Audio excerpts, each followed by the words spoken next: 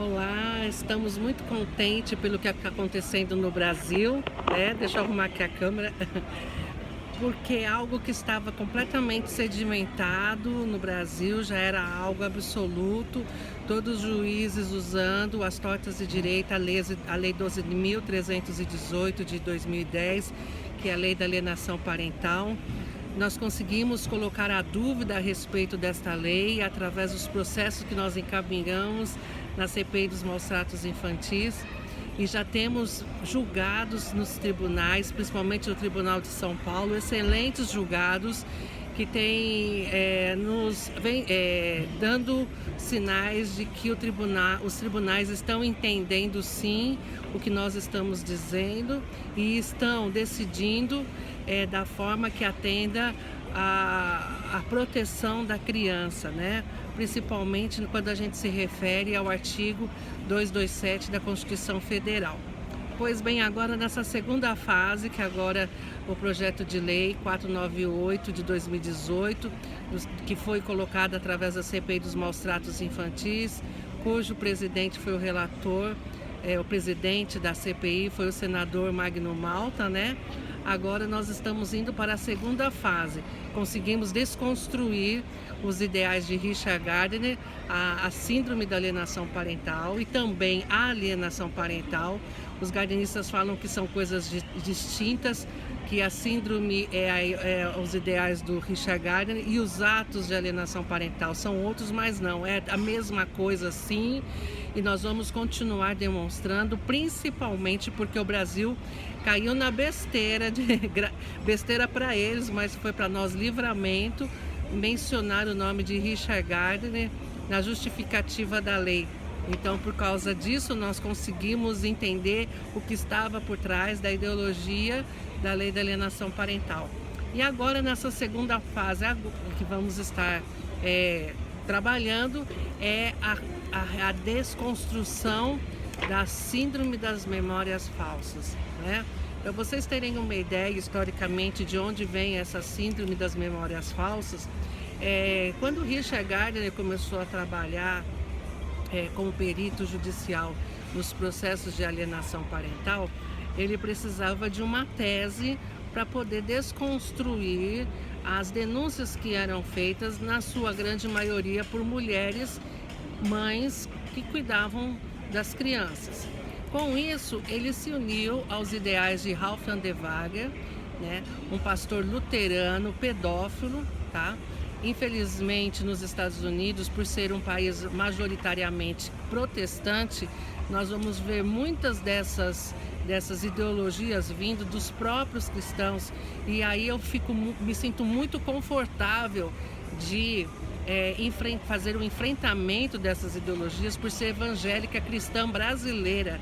E eu não concordo com essas ideologias trazidas dos Estados Unidos. Nós temos que trazer sim coisas boas dos Estados Unidos, mas esses lixos têm que ser extirpados da cultura brasileira, né?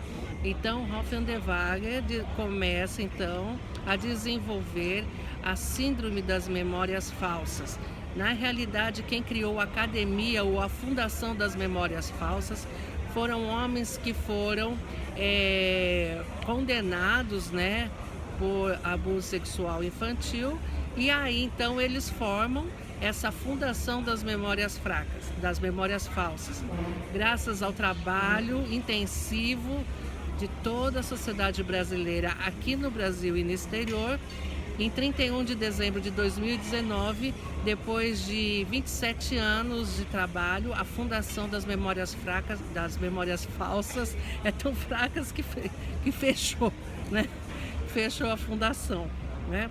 Então, se fechou nos Estados Unidos, por que então mantemos aqui no Brasil essa droga, esse lixo, né? Que é um absurdo a gente manter, né? E qual é a tese dessa fundação, então, era essa fundação das memórias falsas?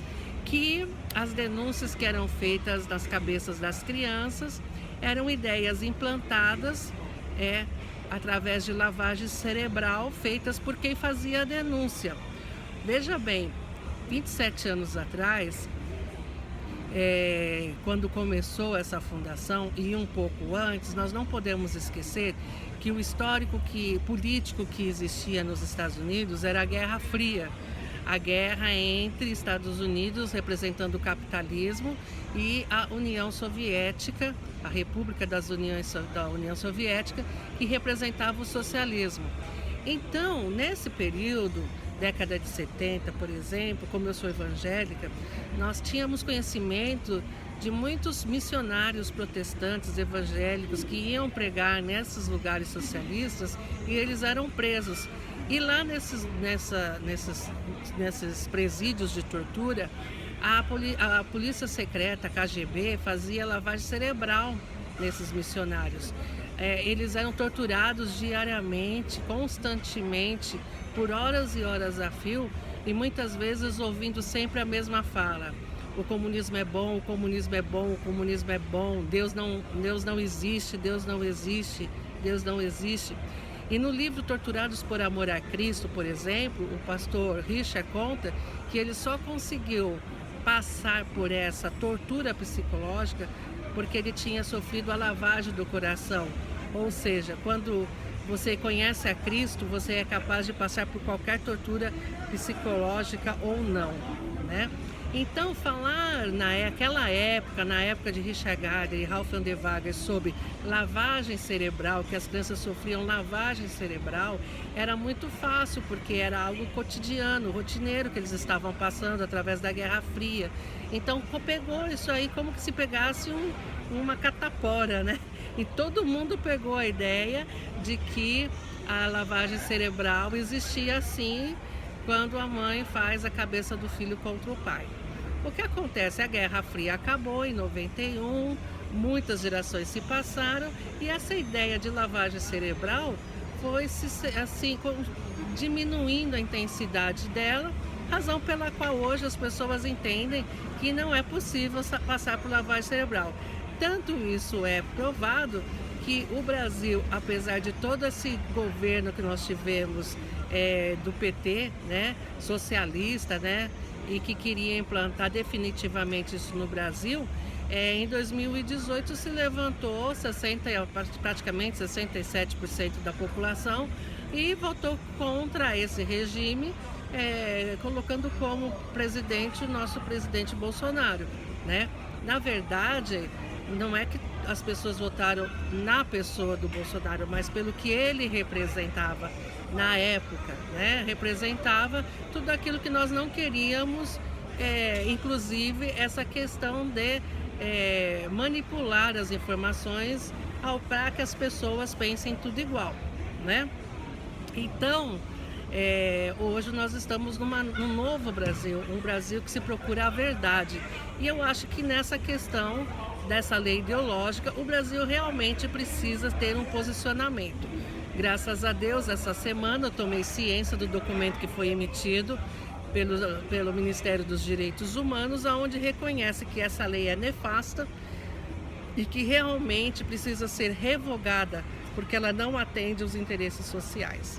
Então, vamos para o segundo round, né? Vamos para o segundo round desse processo que está lá no Senado, que agora nós estaremos na Comissão de Constituição e Justiça, debatendo sobre as provas e principalmente a ideologia, né, das memórias falsas, tá bom?